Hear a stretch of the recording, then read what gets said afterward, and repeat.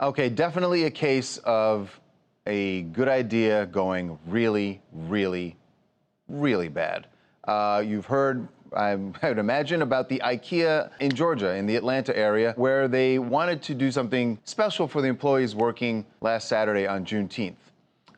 They wanted to bring in a special meal for them. This menu is just, it almost seems like like they were doing it as a skit. Yes, special menu on Saturday, fried chicken, watermelon, mac and cheese, that's fine. Collard greens, candied yams. So IKEA, once this got out, now there were employees that walked out didn't come into work the next day, were really pissed off about this. So IKEA apologized.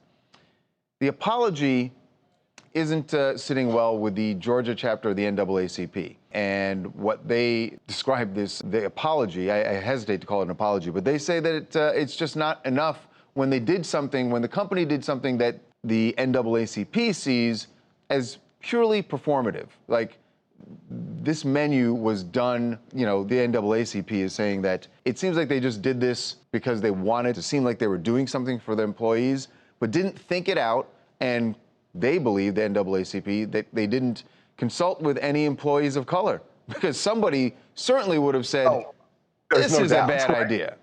This is a really bad idea. So how many times have we seen this, though, with big companies? How many times have we talked about this where in advertising campaigns, Charles, the exact same thing happens? I mean, we've seen this over and over and over and over again. I think this is the worst one, Harvey. This is so over the top. I was going to say exactly what Charles said. This feels like a skit in like a bad movie or like an SNL skit. Like it's so far over the top and terrible that you think this can't possibly be real, and no less from a giant corporation too. And I think look, they said, for the preservation of black people, something like that, and then they give you watermelon and fried chicken. I mean, it is performative, and I think it does go to show that there is not enough diversity in the company, because if there was diversity, then somebody there would have said, hey, manager, this is a really terrible idea and we can't do this. But there was nobody there at that IKEA to make that statement, and that in itself shows you that they don't have enough diversity in the company, and they need to change that now. I don't mean this as a joke. I actually mean this seriously. Was this done at an individual IKEA, or is it possible this came out through Sweden? And I'm not joking.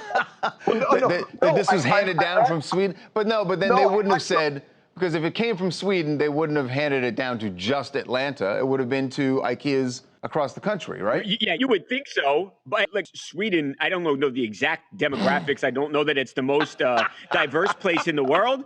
But that's my point.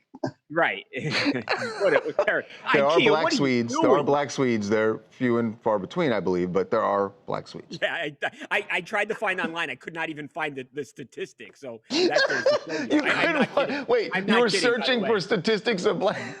Yes, I looked. I wanted to see what the breakdown was of the country, and I can't find it. I'm going to guess it's 0.7% of the population. Just a guess. I have no idea. Hi, my name is Kevin. I'm from Pennsylvania. To be honest, IKEA, I don't think they made this menu from a place of malice, but it was definitely tone deaf, and I understand why some people would think the apology wasn't enough. That said, the menu is A1. If it was a black-owned company that presented that menu, I don't think there was much an issue. Maybe, but I think doing it on Juneteenth we can say for sure it was not IKEA is not a black-owned company. We know that much. That much. Right.